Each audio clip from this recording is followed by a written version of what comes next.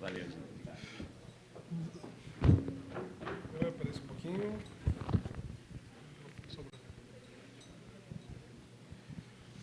Salve, pessoal. Boa tarde. Queria agradecer a todos pela presença de vocês aqui. Nessa mesa, a gente vai falar sobre audiência. A gente tem aqui representantes de 3 sites que não apenas vocês conhecem, como também vocês devem ter visto na tela de vocês umas 3 vezes cada um deles, hoje de manhã, pelo menos. Né? São 3 dos maiores do Brasil. Hoje, fazer a notícia chegar ao público é uma tarefa da redação há muito pouco tempo na história do jornalismo. Lá, quando eu comecei, tinha caminhão que fazia isso, antena. Agora, cada vez mais, a redação tem essa tarefa. E os 3 convidados aqui hoje têm, entre outras, essa responsabilidade. Né? Então, eu queria que cada um de vocês...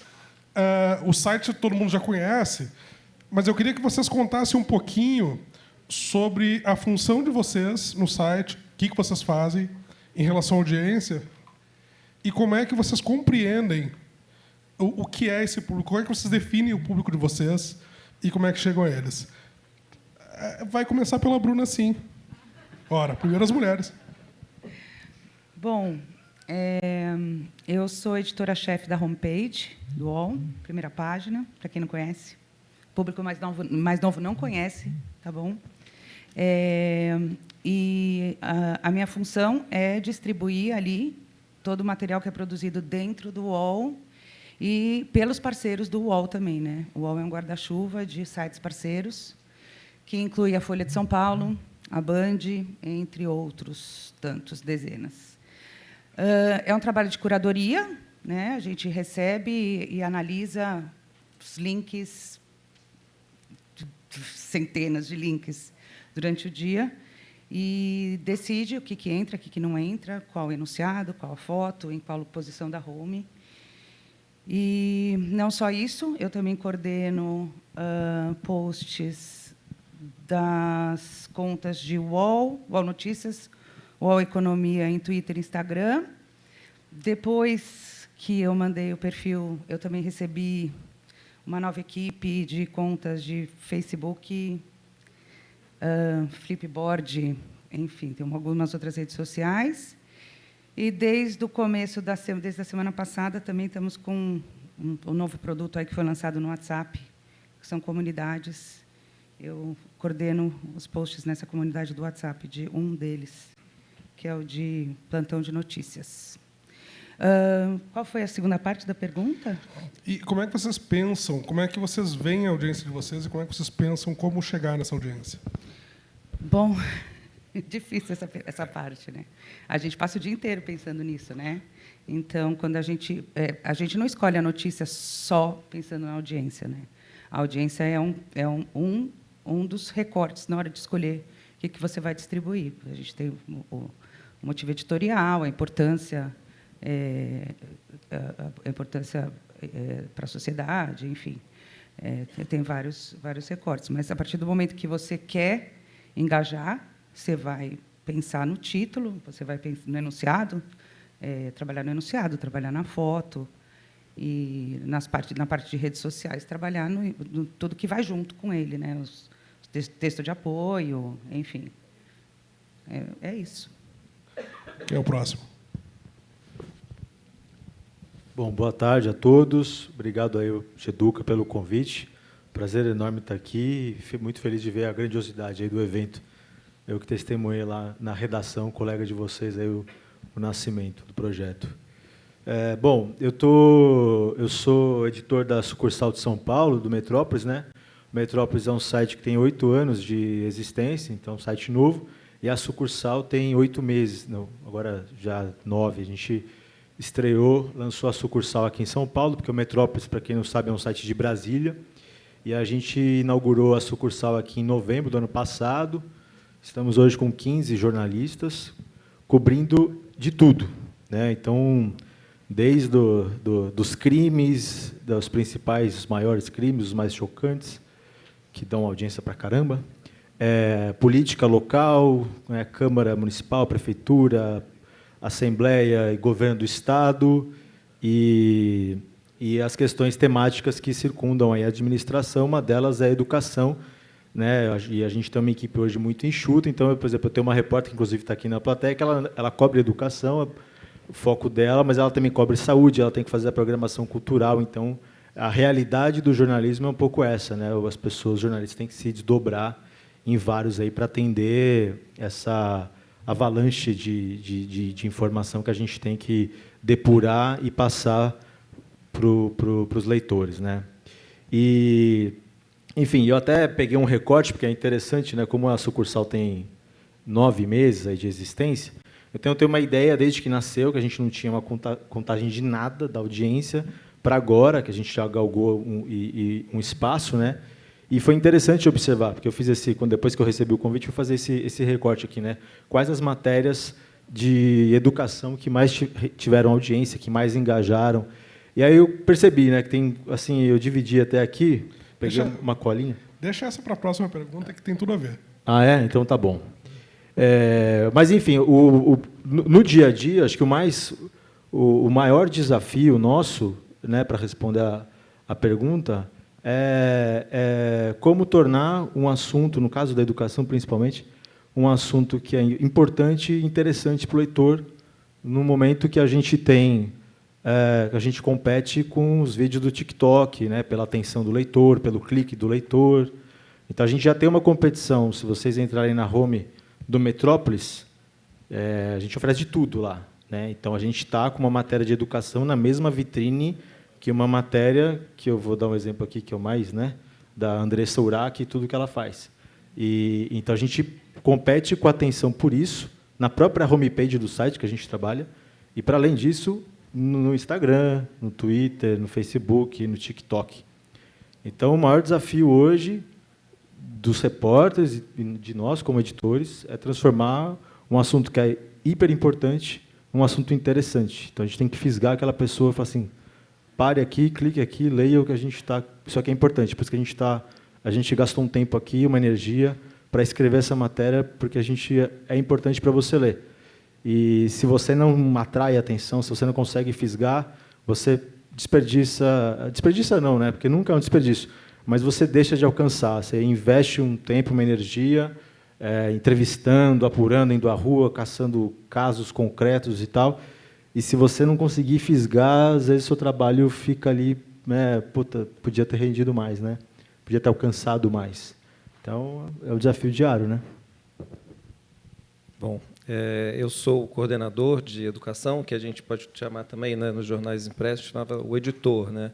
Mas eu não sou só apenas coordenador de educação, também cuido das áreas de ciência, saúde e meio ambiente. Então, educação é uma das minhas atribuições, e eu tenho uma equipe que é formada por 4 pessoas que estão mais voltadas para as áreas de ciência, saúde e meio ambiente, e 2 repórteres que, grosso modo, estão totalmente dedicadas ao tema educação, tirando a Luísa Tenente, que a gente deixa ela fazer um freela ali no G1 Minuto, mas que está com a gente ali o tempo todo, né? Passa a semana com a gente na maior parte do tempo.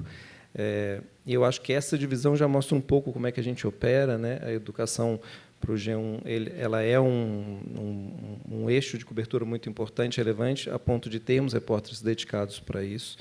E eu brinco e falo que talvez tenha sido a única editoria do G1 durante um tempo, não sei se agora tem, mas a gente fez esse exercício de falar qual que é a nossa missão, né? O que a gente precisa cobrir. E, durante um tempo, a gente chegou nesse conceito, né? A gente tem como prioridade as políticas públicas de educação. A gente tem, num segundo passo, é claro que essas ordens se alternam de acordo com o dia, mas, num segundo passo, todos os processos seletivos e seus do Enem ao FIES, a SISU, e num terceiro eixo, toda a vida estudantil, né, que aí passa desde as Olimpíadas de Matemática, o que está acontecendo na escola, enfim. Então, a gente tem uma visão do que para a gente é importante no campo, e é um recorte que tenta olhar para a cobertura de educação como uma cobertura que traga impacto, que seja relevante para um produto como o G1, que é um produto nacional e que tem, além dessa editoria de educação, tem toda um olhar das diversas afiliadas e regionais, né? Então, tem São Paulo, Rio, O G5, no caso, são as regionais, que têm uma cobertura de educação, né, independente ou paralela ao que a gente faz. Então, está acontecendo o tema Unisa agora, a equipe do G1 São Paulo está acompanhando em cima, e a nossa equipe de educação também está ali acompanhando, sabendo o que a gente pode interferir, e as afiliadas, então, vão acompanhar os seus vestibulares e as realidades locais. Então, eu acho que a gente tem uma cobertura bastante diversa, né, do porte do que é um veículo que é o G1, um veículo do Grupo Globo, né, e tem um DNA muito forte dessa cobertura desde o lançamento em 2006, em que ainda era vestibular, né, editoria, e hoje a gente vê que isso avançou e a gente tem essa preocupação mesmo, é uma editoria de educação e está olhando para o campo como um todo, né.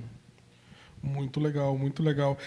Então, assim, aqui a gente tem, são 3 veículos, são canhões, né? Eles têm um público ali que é mais ou menos o público, digamos, assim, mal comparando, de jornal nacional e novela, é um público bem geral, né? Mas aqui a gente tem abordagens diferentes aqui, né? A Bruna está lá na curadoria da Home do UOL, né? Que tem todos os canais. O Fábio está aqui na edição de São Paulo, né, pegando aqui tudo que acontece na cidade de São Paulo, e o Ardilhas ele já tem um pouco mais de especialização especificamente na educação. Então, são pontos de vista diferentes aqui para essa próxima pergunta, que é o seguinte: como é que veículos desse tamanho, assim, que têm um público tão amplo para atingir, como é que vocês pensam o que vocês vão cobrir de educação, assim, para atingir esses públicos tão amplos e tão diferentes? No caso do Ardilhas, deve ser um pouco mais fácil do que para os outros, imagino, né? Porque deve ter ali a área específica de educação, que pouco disso vai chegar na home do G1, mas ainda assim, quem quer começar, Ardilhas? Posso comentar. Eu acho que assim, nosso desafio é conseguir que esses repórteres que estão lá tenham voz e consigam expor sua visão de mundo, trazer o que eles olham e enxergam da educação, né? Essa é a provocação para eles. Equilibrar com as demandas que nós sabemos historicamente do que funciona, o que não funciona, o que a gente precisa fazer ou não na educação. Então, grosso modo, desde a época que a gente estava ali com Carolina Moreno, que é uma repórter da TV Hoje, que durante muito tempo foi do G1 Educação, a gente tinha um acompanhamento muito forte no primeiro semestre dos dados de educação, né, dos dados censo, IDEB e tudo mais, enquanto no segundo semestre a gente conseguia se dedicar um pouco mais aos processos seletivos, à preparação para o Enem. Então, isso já não é mais tanto assim, mas é um tipo de recorte, né? Você olha para o seu ano de uma forma periodizada e sabe que existem períodos em que as pessoas vão estar mais voltadas para um determinado tema, você precisa se preparar para aquilo, outros você tem um espaço para poder explorar melhor os dados e tentar achar os ganchos de distribuição, né? Que a Bruna sabe melhor do que eu, mas eu olho muito para o que a gente produz, olhando os ganchos de distribuição e quando que eu vou ter oportunidade para fazer uma ideia que é importante para o campo de educação circular. Então, eu vou olhar o dia que essa matéria vai sair, é uma matéria que tem potencial de manchete, então, quando que essa matéria vai ser publicada, como que vai ser publicada, com quais recursos, quanto tempo a gente vai demorar para produzir esse material. Então, envolve todo esse processo, né? Desde entender o ano letivo, entender como é que o campo da educação passa, né, daquele ano, nosso calendário ali, e entender também os calendários do jornalismo, né? Um dia como hoje, o que eu solto? Tem Lula fazendo discurso, vou queimar cartucho aqui hoje, não. Então, assim, olhar para esse campo da distribuição também, para a gente poder achar esse equilíbrio, né? Pois é, essa parte de planejamento dentro da redação também existe lá. O fato é que no UOL não existe um canal de educação mais, já existiu. Não existe mais, então a produção de educação ela está distribuída em várias frentes ali no UOL. Então, as matérias de educação são feitas dentro de UOL Notícias, as matérias mais quentes de política, de educação, etc. A gente tem um blogueiro de educação muito bom, que é o Rodrigo Ratier, que fica dentro de ECOA, que é um vertical de proposição de futuro, tal. E o Rodrigo Ratier produz bem. Ele tem lá na homepage a gente trata ele como Prime, assim, a gente dá bem o material dele. Ele foi editor da Nova Escola antes, Foi né? editor da Nova Escola, ele é professor da USP, ele é realmente muito bom. E ele alterna, dentro do blog dele, ele alterna temas com apelo de público e também temas muito específicos para professores, assim, ele é bem esperto. E também tem um material que a gente considera premium, assim, que sai pelo TAB, que é o nosso vertical de reportagens de rua. Então, ou seja, o material de educação pode vir de qualquer frente para mim, né? E eu queria, a gente veio aqui para discutir audiência, eu trouxe, assim como o meu colega, eu trouxe alguns exemplos de coisas que deram audiência, tanto do Rodrigo, mas, na verdade, o Rodrigo não é uma boa notícia que eu vou dar para vocês, porque o Rodrigo, a maior audiência histórica do Rodrigo foi um post que ele fez que não é de educação, mas eu trouxe para a gente fazer de comparação. Assim. Ele fez um post, uma vez ele deu uma matéria sobre um Extra supermercado no Jardim Ângela que estava vendendo a carne só com a bandejinha, e você, depois que pagasse, você ia receber a carne. É só o Extra do Jardim Ângela, né? O Extra dos Jardins não faz isso. Enfim, essa matéria foi muito bem de audiência na homepage, foi disparada, e ela teve 700 mil visitantes únicos. Então, foi a maior audiência do Rodrigo Ratier. A segunda maior audiência dele, que é uma matéria de educação, apesar de ser de polícia, né? Enfim, que é uma matéria que diz: vamos invadir atirando, golpe do Pix mira escolas. Então, cara, junta Pix, golpe, atirando em escolas, enfim. Foi a segunda mais lida do Rodrigo Ratier na vida e deu 200 mil. Tem 700 mil a carne do Extra, 200 mil a segunda. Que, mesmo tendo Pix, escola, etc., não chega nem perto de 700 mil. Isso para vocês compararem, assim, como é difícil fazer audiência com o tema educação. Não é fácil. A de educação mesmo, que ele faz... Quarentena é a maior propaganda contra o homeschooling. Deu 136 mil. Também estava ali entre as mais de audiência dele. Então, para vocês terem uma noção, que eu acho que é um tema realmente difícil, assim. Porém, de notícias, recentemente, a gente teve que foi até uma manchete, que vai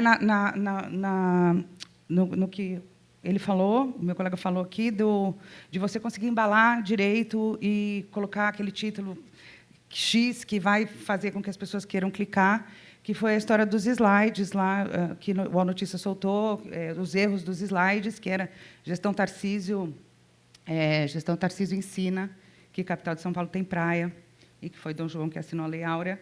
Essa foi a manchete do site e deu 360 mil. Também é um número bem bom ali. Enfim, que é, inclusive, um desdobramento do furo, que foi o furo da Laura Matos, que está aqui. Ela saiu? Enfim, a Laura é repórter da Folha. A Folha é minha parceira, e a Laura... Como eu sou editora da Home e eu não sou especialista em nada, eu tenho que ouvir os especialistas, né? Então, quando a Laura me manda um link e fala: olha, fique esperto, isso aqui é importante, tal, eu distribuo bem, eu dou bem, ou pelo menos eu paro para ler direito. Enfim. Então, é isso. A título de entender como funciona o material de educação ali. É isso. Fábio? Você perguntou da escolha ali, né? Eu acho que a gente tem uma realidade mais local, né? Que a minha aqui, como editor de São Paulo, e com uma equipe bem enxuta, você tem que escolher onde você vai apostar, qual assunto que você vai investir.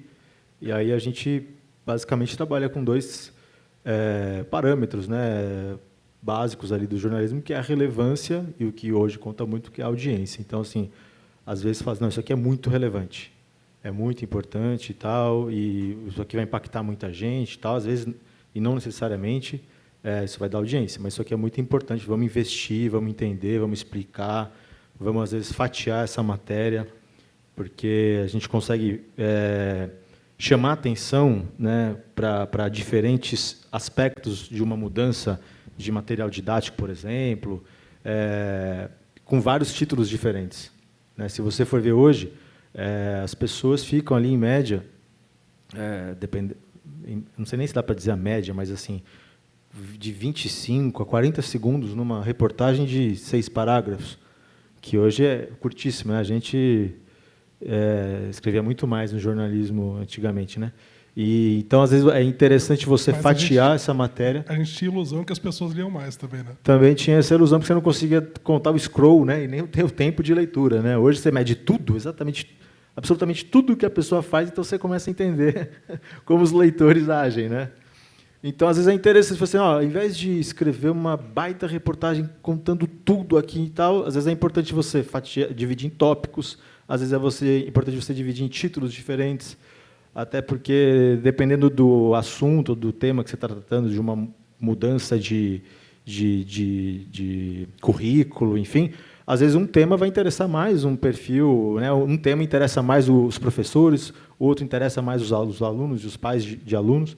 Então, é um pouco isso. A gente tem que ver, obviamente, a audiência pesa muito nisso, mas quando o assunto é relevante, principalmente na educação, que como ela falou, é difícil você atingir uma audiência para os padrões dos 3 sites aqui, né? E com essa competição que eu citei no começo, né? A gente compete com todo o noticiário, de fofoca, as atrocidades do mundo e tudo mais.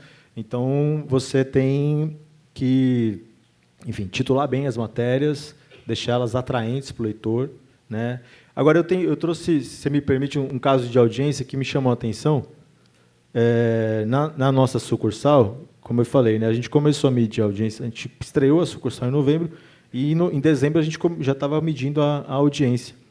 E aí, assim, eu percebi nesse comportamento do leitor do Metrópolis aqui, no que refere às matérias de audiência, né, tem 4 categorias aqui que me chamaram a atenção, porque elas são recorrentes, assim, em termos de matérias relacionadas à educação, que vão bem em audiência, né? A primeira é meio que óbvia, porque ela fura a bolha da audiência, e foi tratado bastante aqui no GEDUCA, que é os atentados à escola, às creches. Então, tudo isso estoura, né, extrapola o universo, o ecossistema da educação, e causa comoção, porque é sempre tragédia, envolve jovens, crianças. Então, sempre, né, e a forma como a imprensa tratou também já foi bastante discutida aqui. Mas isso, obviamente, dá muita audiência. Outra matéria, e é essa que me chamou muita atenção, como as matérias que são destinadas ao funcionalismo da educação, né, professores, servidores da educação, elas também ganham uma dimensão muito grande, assim. Então, é um nicho impressionante de atuação que provoca até uma reflexão, assim, né, de você saber que você é lido por tantos professores ou que alguma matéria entra em grupos de WhatsApp de professores e tal. Então, vou citar um exemplo aqui, né, uma matéria que a gente fez totalmente despretensiosa, que era assim: SP vai contratar 15 mil professores e congelar ensino integral em 2023. Essa matéria deu assim mais de 1 milhão de cliques. E a gente explodiu, assim, entrou nas mais lidas do site, a gente falou, nossa, uma matéria que surgiu numa agenda do Tarcísio. Uns 10 anos atrás, na Folha, a gente deu todos os salários dos professores da USP. Foi a matéria mais lida do... A gente fez um interativo, foi o interativo mais acessado daquela empresa naquele ano. Então, e aí você percebe que tem um nicho, assim, você escreve, principalmente esse, né, que é de professores e tal, eles consomem notícia, é um leitor qualificado, é um leitor engajado, né? Nessa época que a gente não tinha instituído o WhatsApp da redação da sucursal. Mas depois, hoje eu tenho o WhatsApp da redação e vem uma enxurrada de mensagens, assim, tudo que é relacionado ao professor, o que está acontecendo de errado na escola, problemas, assim, os professores são muito engajados. Então, o leitor, o consumidor, às vezes não é um consumidor tão amplo, mas ele é muito engajado, muito participativo. Eu acho que é uma das... Às vezes o WhatsApp fica comigo, né? Eu tenho que ler todas as mensagens, vem de tudo. mas você percebe que são os mais engajados, os que mais querem participar, os que mais querem, de alguma forma, colaborar para esse jornalismo, para que isso mude alguma coisa que está errada no sistema. Aí, só para encerrar aqui, tem outras, uma que é trivial também, que é o jornalismo de serviço. Então, às vezes, a gente, quando faz uma matéria, né, mudança de currículo, né, essa questão do ensino médio, que as meninas disseram aqui anteriormente, quando você faz uma matéria explicando, entende e tal, vai muito bem, assim, você atinge o público, que é além dos professores, mas também os pais de alunos, os próprios alunos, e tem um retorno também alto, né, de engajamento, de questionamento, dúvidas que surgem nos próprios comentários ou no WhatsApp.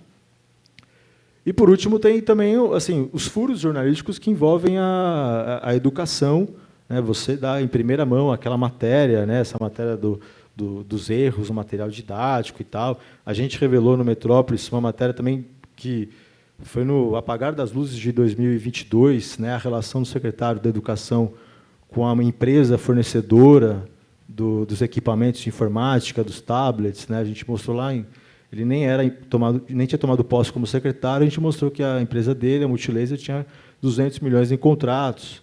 E essa matéria foi super bem lida no final de dezembro, assim, quando a audiência começa a despencar, né, que ninguém mais quer consumir notícia, está todo mundo pensando no Natal, no Ano Novo, e ela foi super bem. Não chegou nesse patamar que eu mencionei, mas ela foi uma das nossas mais lidas, né. Depois, ele ainda disse que saiu do conselho e tal, e a gente descobre, e damos logo período de férias escolares, as pessoas de férias, mas demos a matéria lá que ele mantinha uma relação societária por meio de uma offshore e tal, também foi super bem lida.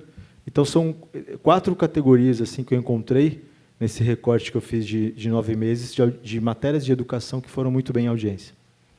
Muito legal, muito legal. Estão chegando aqui perguntas da plateia, e aí eu quero pegar 3 aqui que eu recebi e amarrar numa outra que eu já tinha pensado. A Lara Asano, ela está produzindo ali um livro-reportagem sobre a educação de crianças imigrantes da Baixada do Glicério, etc. Né? E ela pergunta se existe espaço para esse tipo de tema na cobertura de educação que os grandes portais fazem. O Rafael Preto Pereira, ele pergunta, ele direciona isso aqui para o Ardiles, mas eu vou amarrar tudo, eu acho que vocês 3 conseguem. Ele pergunta como é que a lógica transversal da educação compromete, se é que compromete, a existência da editoria, o funcionamento. Aí tem um anônimo aqui, ele pergunta, falando de relevância, quem é que define essa relevância? E aí eu queria amarrar essas 3 numa questão mais de fundo, que é assim, esses casos que a gente está vendo aqui, Enem, o Censo de Educação, são uma coisa programada que acontece todo ano, sempre tem aquele pico de audiência, né? Sempre tem aquele pico de interesse. Esses temas ali eles são meio transversais, são temas que meio que estouram, assim, quando menos se espera, ali a questão dos ataques às escolas, a questão do salário dos professores, etc., são temas que surgem de vez em quando. Mas a gente viu na mesa anterior as meninas do ensino médio falando, poxa, quase não se fala do novo ensino médio, do impacto dele. Como é que acaba ficando a cobertura do dia a dia da educação nesses sites de tanta importância, né, de tanto alcance, né? O dia a dia nunca a rotina não é uma coisa tão excitante quanto um ataque que mata um monte de criança. Nunca vai ser, né? Mas como é que vocês pensam nesse tipo de assunto? Bom, muitos temas aí, que eu acho que assim tem espaço sim para a cobertura da realidade educacional de imigrantes, as coberturas locais normalmente não contam um pouco mais disso, mas a gente já teve matérias dentro do Geo Educação sobre isso. A Vanessa Farjardo, quando estava lá com a gente, fez alguns mergulhos nesse tema. Tem muito a ver também com o interesse do repórter, né? Por isso que eu falei a voz, né? É muito importante o jornalista ter voz, o jornalista ter desejo, o jornalista ter pauta. Acho que isso é importantíssimo para a gente. E aí a relevância quem define é o leitor, de certa forma, né, também, né? Claro que a gente sabe o que é importante, coisas que estão na ordem do dia, que estão sendo debatidas no Congresso, ou que, enfim, são pautas de governo. Isso tem um aspecto claro de relevância, mas o leitor também devolve essa relevância. Quando você vai lá e fala para mais de 2 milhões de professores, 2,5 milhões de professores no Brasil, que o salário vai aumentar, isso é relevante. Então, a relevância se dá quando você encontra impacto na sociedade, né? Então, esse critério, quem define é o dia a dia, é o retorno que a gente vai tendo, é o feeling. Ninguém é dono dessa definição do que é relevância, mas a gente sabe, como jornalista, que ela aparece nesses números, ou então na repercussão que ela dá, na como que uma fonte falou bem da matéria ou não. Então, isso aparece e a relevância vai se definindo, né? E acho que a transversalidade, acho que ela tem que aparecer dentro desses, como que cada veículo, dentro da sua estrutura, consegue promover pontos de contato com a realidade, né? Então, no nosso caso, a gente tem uma estrutura centralizada dos temas nacionais, a gente tem uma estrutura espraiada pelo Brasil inteiro, em que contamos com as praças e com os olhos ali dos repórteres, né, em sucursais em todos os estados. Eu acho que ela acontece assim na prática, em cada veículo vai ter que achar o seu caminho para poder dar conta dessa realidade, né? E eu aposto muito, muito nessa coisa que eu falei. O repórter precisa ter voz, as pessoas que estão dedicadas a esse tema precisam se sentir donos da pauta e trazer novas visões para que a gente consiga achar essas pautas que estão escondidas e dar representatividade, né? Sobre a relevância, eu vou concordar totalmente com o Ardiles. Eu queria responder sobre a pauta, o livro, reportagem que ela está escrevendo. Eu acho que, pelo menos no UOL, a gente fala que boas histórias sempre têm espaço. Então, a condição da educação das crianças imigrantes no Glicério, isso é muito amplo, né? O jeito como você vai vender essa pauta, se isso for virar uma pauta, você vai procurar alguém para vender essa pauta. Como você vai vender essa pauta, né? Você vai pensar ali um personagem, tem que deixar isso, embalar isso de uma maneira interessante, transformar numa boa história para você contar para o público, para você convencer o pauteiro, né? E dali o pauteiro transformar, editar, fazer uma boa edição para isso virar uma boa história. E aí a gente fazer um bom título, colocar uma boa foto, enfim. Uma boa história sempre vai ter espaço. E sempre, se bem editada, bem embalada, vai sair e vai ter relevância. Toda a cara de tab, né? Toda a cara de tab. Isso, exatamente. Mas hoje esse é a principal forma de você prender a atenção, atrair a atenção do leitor para temas que são relevantes. Às vezes você fazer uma matéria mostrando, olha, X irregularidades, ou o novo ensino médio causa uma confusão, sabe? Alunos estão descontentes. Se você joga um tema genérico, uma coisa muito abrangente, você não capta a atenção do leitor. Agora, se você pega um caso, e aí vale para o aluno imigrante, vale para as meninas que estavam aqui, você pega um caso concreto e conta a história da Duda, e a partir da história da Duda, você conta todo o problema do novo ensino médio, essa história às vezes explode. Explode. Você usa um caso de uma única aluna no país para contar todo um problema do que está acontecendo com o novo ensino médio brasileiro. E aí é legal, porque é um baita jornalismo gostoso de fazer, você está trazendo um assunto mega relevante, contando uma história real e atraindo a atenção de milhões de pessoas que vão clicar naquela matéria, vão conhecer a história dela, entender como aquela coisa que o ministro do governo passado anunciou que seria a redenção, a revolução da educação, está afetando na ponta, né? E acho, Fábio, tem uma coisa que eu também costumo falar, qual que é o conflito, né? A gente vem de conflitos, a gente vem de... Vou te contar uma fofoca, quer dizer, já sabe que deu M ali em algum ponto de vista. Então, qual que é o conflito dessa pessoa? Sei lá, me ocorreu que agora, né, a BBC deixou uma matéria para os veículos distribuírem hoje, da professora que anda de carona para encontrar os seus alunos, 2 alunos. Pô, um puta conflito, né? Ela sai de carona de casa para dar aula para 2 alunos. Pô, por que isso? Tem um conflito ali. Então, qual que é o conflito que a gente vai vender para contar a história daquelas crianças que estão num sistema de ensino que não está adequado para ela? Como é que eu amarro isso, né?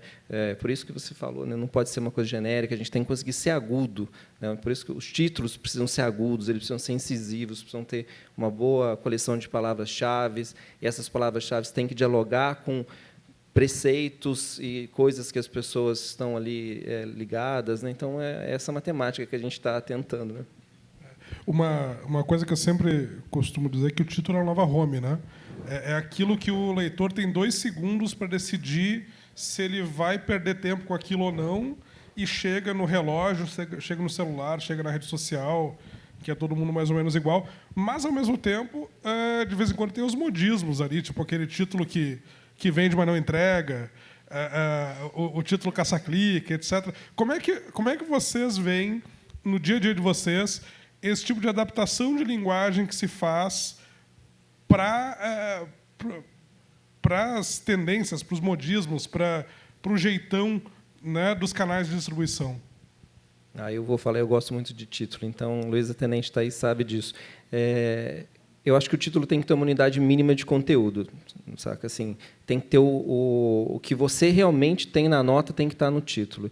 E você tem que tentar fazer com que o título conte a história de alguma forma, sem entregar, porque a gente está falando de outro momento, né? Então, não é o contrato que a gente tem com o leitor, não é o contrato de um assinante da Folha do Estadão, que chegou, abriu, ele vai ver o título, é outra realidade hoje, a pessoa vai ter que ser motivada. Então, o título precisa se motivar, precisa engajar, né, que é a palavra, mas o título tem que ter unidades mínimas de conteúdo que realmente definam o que está sendo tratado ali, deem qualquer perspectiva do que está sendo tratado ali, e apresente esse conflito, porque o cara fala, deixa eu entender isso. Entendeu? O título realmente é um negócio que me motiva muito. Eu acho que tem muito a ver com essa questão de você conseguir encontrar ali o que muitos falam, né, as palavras-chave que o Google está buscando. Eu não penso ainda nelas, eu estou pensando nas palavras-chave que resumem bem a história, né? Então, essa é a minha. Eu tento evitar ao máximo esses modismos de 10 coisas que não sei o que, a resposta, banana, porque eu acho que são ganchos, são possibilidades, são fórmulas que a gente eventualmente até usa, mas eu acho que, como toda fórmula, se desgasta, né? Nada como a originalidade, a voz e a capacidade de conseguir achar a palavra-chave que define ali uma piadinha, uma coisa leve ou mais séria, enfim, eu acho que essa é a boa ciência da coisa. Eu só ia falar que, no meu caso, tem um desafio ainda, que tudo isso em 70 toques. Sim, porque senão quebra. Título bom é o título que cabe, né? Eles nem ativam o publicar. Se você estoura 71 toques, você não publica. O Diário de jornal de Santa Catarina, uma vez, fez um título que passou de 60 toques no Carnaval e pareceu que era outro tipo de festa que eles estavam...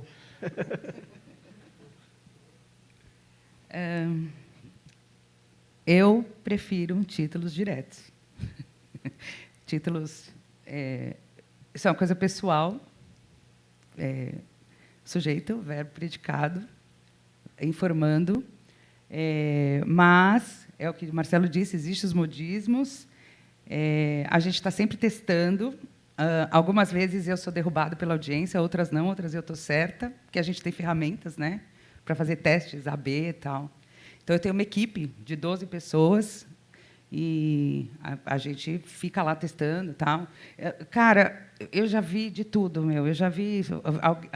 Alguém fez uma piada com o título de pergunta ontem aí. Eu já vi o título de pergunta vir cair, os top 10, com aspas. Eu já vi de todos os tipos de modismo irem e voltar. E, cara, para mim, o título direto é o que mais funciona, sempre funciona. Mas, enfim, é isso. E Noves fora educação, mas assim, não precisa ser só de educação. De cabeça, o que é o título mais feliz que vocês lembram de assim, nossa, isso aqui ficou bom, caiu na graça do público? O que é que vocês lembram? Não conte com a minha memória, Marcelo, desculpa. Eu não vou puxar aqui pela memória, mas tem 17 anos de G1, né? Já estou há alguns anos já como editor. Mas eu sempre, não vou lembrar o título exato, mas eu sempre gosto de uma solução que eu achei quando a gente estava fazendo uma série sobre biodiversidade, e o tema da pauta eram araras que voltavam para a liberdade. E eu fiz uma brincadeira falando que elas tinham um treino de 3 fases, porque a matéria falava disso mesmo, sabe? Então, eu brinquei com aquela realidade que, para as pessoas, era próxima, de academia, não sei o quê. aloquei aquilo no campo das ararinhas e funcionou. É um título assim que toda vez que eu olho para ele eu dou risada. Acho que não foi um hit de audiência, mas considerando o que tinha ali, eu acho que eu consegui fazer uma coisa que toda vez que eu olho para ele eu realmente eu acho que ficou legal e gosto bastante, porque eu acho que é isso assim, a pergunta, o top 10, a piada, ela depende do que está dentro da matéria. Eu acho que o título, para mim, a grande questão é o título nunca pode ser divorciado da matéria. A pior coisa que alguém pode fazer é vender um título que seja, sei lá, se tal coisa aqui tem isso, isso, isso, isso. Aí, na hora que você vai ver, puta, tem uma aspinha ali que motivou o cara a falar aquilo no título, e na hora que você espreme a matéria, não dava para ter bancado aquele título, entendeu? Então, acho isso, para mim, é o pior. Se você faz pergunta, top 10, mas lá dentro tem um top 10, se lá dentro a pergunta está respondida, eu acho honesto, e aí você não quebra o contrato com o leitor. Eu acho que, para mim, esse é a base, entendeu, da coisa. O jornalismo de educação ainda está um pouco blindado, né? O que mais... Se você for para outras áreas do jornalismo, você vê isso daí, o pessoal sem pudor nenhum, vendendo título que a matéria não entrega, né? Agora, eu acho que o modismo, às vezes, ele, ainda mais agora, com essa dependência do Google, dos buscadores, né, mas principalmente do Google, SEO e tal, eu acho que, às vezes, o modismo ele é necessário, ele cabe ali no dia, sabe? Então, você vai fazer aquela matéria, que é uma matéria... talvez pensando assim na dinâmica do dia, uma matéria que é o anúncio principal daquele tema. Então, anunciou uma mudança do material didático, volta a ser material didático. Aí você depois faz um título, por que eu acho importante? Porque é o que as pessoas vão pesquisar, e se nós aqui não fizermos uma matéria dessa explicando, outros sites, outras pessoas farão para tentar captar, e às vezes uma matéria torta, errada. Então, o jornalismo profissional também precisa fazer. Hoje, a modinha é essa e tal. Vamos entregar também a modinha. A gente entrega esse produto aqui, se é isso que eles vão pesquisar, ou dessa forma que eles vão pesquisar nas redes. Mas a gente também vai entregar uma outra matéria, que é contando a história da Duda, ou como isso vai afetar a vida dela, ou da professora tal. Então, o que nos dá muito mais trabalho, né, do que antigamente, que às vezes a gente fazia tudo numa matéria só. Eu não tenho nada contra fazer matéria com título de SEO, acho que tem que fazer. Mas o que eu disse de modinha, que eu vejo acontecer muito no UOL, é essa coisa assim, título com pergunta. Então, a pergunta, depois a resposta. Ou título com 3 palavras, 2 pontos e continua. Ou título com aspas que não vale nada, aspas. E é assim, aí vira uma moda que todo mundo usa. Aí, cara, até cansar, um ano inteiro usando aquilo, e aí muda a moda, entendeu? A moda do formato, enfim. SEO, é lógico, você não vai brigar com SEO, você precisa estar no Google, né, cara? Não tem, inclusive, a gente tem um departamento de SEO que fica ali falando como é que vocês têm que mudar o título, enfim. Mas é isso, evitar usar de muleta formatos que entendeu? Isso. A gente está com pouquinhos minutos e eu queria aproveitar esse gancho que tu falou do SEO para levantar uma questão que, para mim, hoje é a mais relevante no tocante à audiência. Nos últimos 10 anos, para tu ter audiência no site, dependia um pouco da home. A home do UOL sempre foi um canhão, imagino que G1 também, Metrópolis, não tenho certeza, porque chegou já na decadência das homes ali. Né? Mas aí tinha um pouco de busca, um pouco de rede social, etc. No momento atual, o Facebook, na América Latina, caiu 60% o alcance de notícias desde janeiro. O Twitter está naquele estado muito doido, que agora eles estão querendo cobrar de todo mundo. Né? O Google, logo, a busca por inteligência artificial vai dispensar o leitor de clicar no link, porque já vai dar o resultado pronto. Como é que vocês estão vendo esse cenário? E como é que vocês estão pensando em como manter a relação com o leitor nesse cenário? Não, porque já foge bastante da minha área, né? Então, vou ser bastante sucinto. Eu acho que o G1 tem uma estratégia forte de distribuição em várias plataformas, né? Essa agora, os canais no WhatsApp, a gente está lá. A gente está em todas as outras redes também, que já não entregam a audiência que entregaram um dia. A gente está olhando para o que o Google está buscando e tentando também integrar. A gente está tentando entregar conteúdo em QR Code na TV. A gente está vendendo o aplicativo próprio. Né? Então, o que eu enxergo existe um cardápio de frentes de atuação. Os ovos não estão numa cesta só. E E o olhar é esse, é diversificar e apresentar, sempre que possível, essa inteligência de mirar o nicho na hora certa, no dia certo, no momento em que ele não está disputando a audiência com outros temas, entendendo que é relevante para a gente a disputa pela home da Globo.com, entendendo que é importante a gente também fazer o conteúdo específico para a home do G1, assim como ele tem que ser bom para o Facebook. E olhar, então, acho que quem publica no G1 sabe que tem que fazer caber em todas essas frentes, né? Então, eu não posso publicar uma matéria que não vai, naquela funcionalidade não vai funcionar no aplicativo. Eu não posso publicar uma matéria que no Google vai dar ruim porque esse título aqui não vai indexar.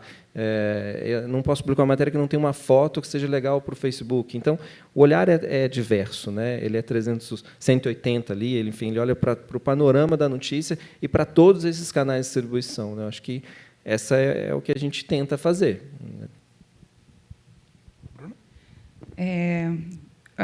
Assim como o G1, também a gente está em todos os canais de distribuição, todas as redes sociais, YouTube, apesar de que o YouTube não dá linkagem, né? Mas, enfim, YouTube, não só para buscar audiência, mas também para levar a marca do UOL para todos os lugares, mas eu acho que mais importante é a gente buscar entender como conversar com cada um desses públicos, porque não é a mesma coisa. A linguagem é diferente no UOL, no Twitter, no Instagram.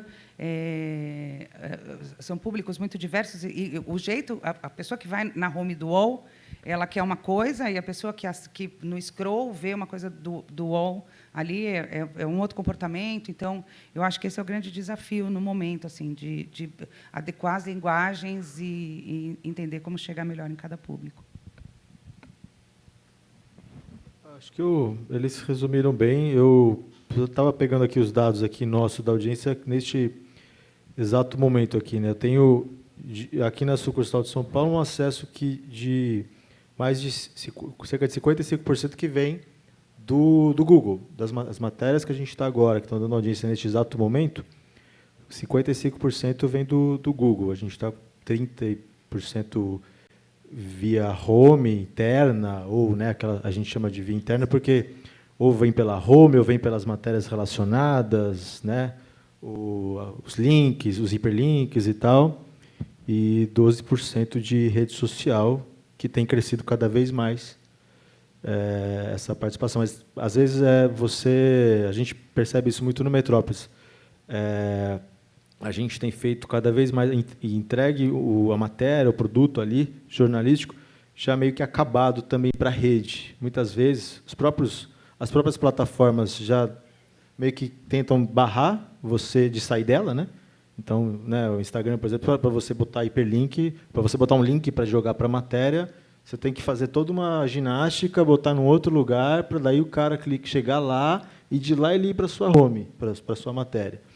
Mas, então, você entrega um produto já acabado e trabalha de outra forma, a monetização do seu perfil, a gente contabiliza a audiência, as visualizações dos perfis, do Metrópolis e tal. E, como a Bruna falou, é uma linguagem diferente. Normalmente, o que o Aguilis falou, toda matéria você já pensa nela em todas as frentes, em todas as vitrines que você vai ter que expor. Mas algumas você já sabe, essa aqui é redes, aqui na redes vai bombar.